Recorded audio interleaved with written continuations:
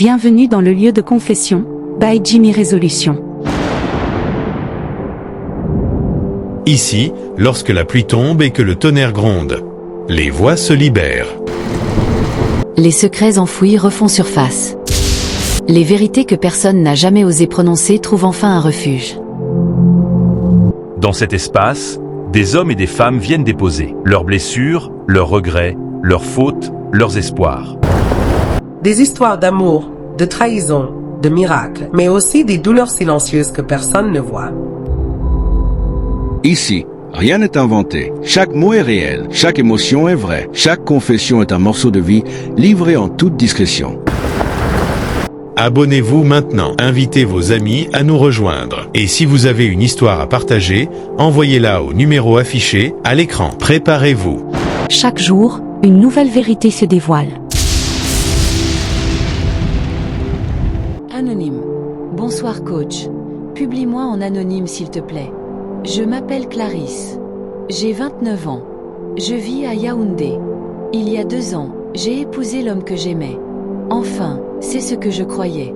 Nous avions déjà vécu ensemble pendant 4 ans. 4 années de concubinage. 4 années à partager le même lit, les mêmes projets, les mêmes rêves. C'est lui qui insistait pour qu'on officialise à la mairie. Mais il disait toujours: on va faire simple, discret, pas besoin de bruit. Les gens sont jaloux. La cérémonie était petite. À peine une dizaine de personnes. 2 témoins qu'il avait lui-même choisis. Un agent de mairie pressé. Des signatures rapides. Je me souviens encore de ma robe simple, de ma joie silencieuse. Ce jour-là, je pensais être devenue une épouse.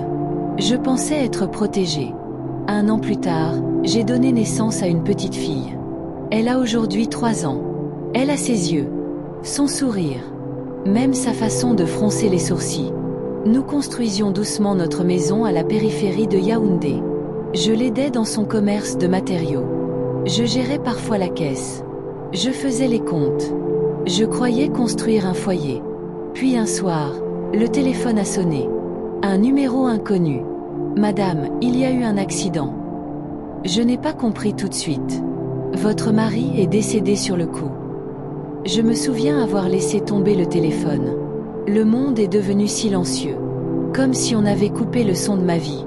Le jour de l'enterrement, je portais du noir. Ma fille dans les bras. Je pleurais près du cercueil. Et puis, elle est arrivée. Une femme. Calme. Sûre d'elle. Avec 3 enfants derrière elle. Elle s'est approchée du cercueil. Elle a posé la main dessus. Comme si elle avait tous les droits. J'ai pensé que c'était une sœur. Une cousine. Puis j'ai entendu quelqu'un murmurer derrière moi. C'est sa première épouse, la seule légale. J'ai ri nerveusement. Une blague. Ça ne pouvait être qu'une blague. Elle a sorti des papiers. Un acte de mariage officiel.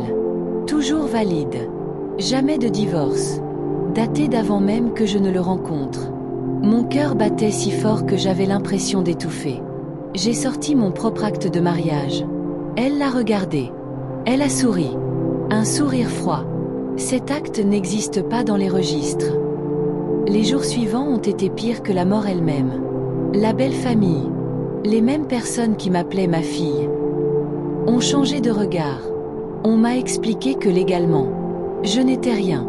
La maison, au nom de mon mari. Le terrain, au nom de mon mari. Le commerce, au nom de mon mari.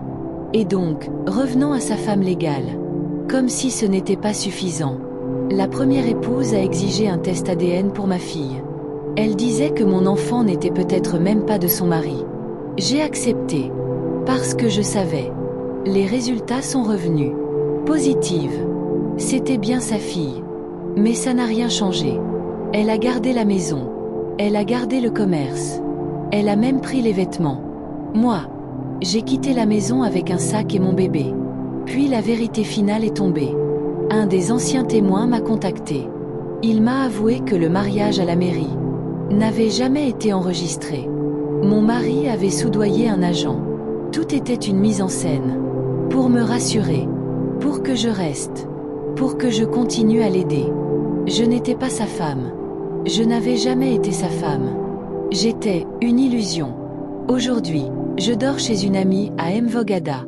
Je partage une petite chambre avec ma fille. Chaque nuit, elle me demande « Papa revient quand ?» Et je dois sourire, mentir, dire qu'il est au ciel. Alors qu'au fond de moi, je réalise que même dans la mort, cet homme m'a tout pris. Mon temps, ma confiance, ma sécurité. Coach, dis-moi, est-ce que je dois me battre en justice? Est-ce que j'ai encore un droit? Ou est-ce que je dois accepter que je n'ai jamais été personne dans sa vie? Et vous qui regardez, si vous étiez à ma place, que feriez-vous? Est-elle victime ou naïve? Peut-elle encore récupérer quelque chose? Écris ton avis en commentaire. Sita ogano mbindate atinene. Ziewe mo, tuto. Tuto, ziewe mo.